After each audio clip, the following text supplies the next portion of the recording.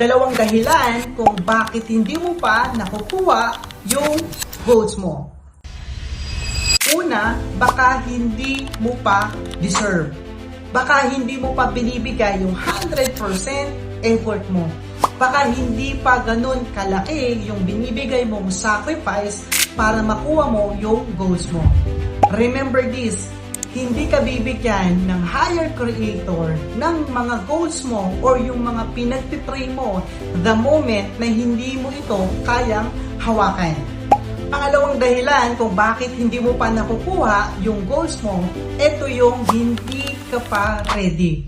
Maraming mga tao ang gusto ng goals pero hindi sila ready dun sa responsibilities na ibibigay sa kanila ng higher creator.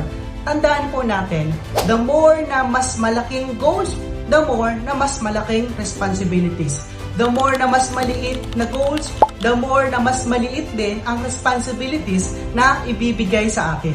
Basta focus ka lang sa pagiging ready at deserving. At remember this, the moment na nakuha mo tong dalawa na to, na deserve mo na, ready ka na, for sure na ibibigay sa'yo ng higher creator yung lahat ng mga goals mo sa buhay na siksik, liglig, at umaapaw. So yun lang. See you again sa next video. Bye-bye!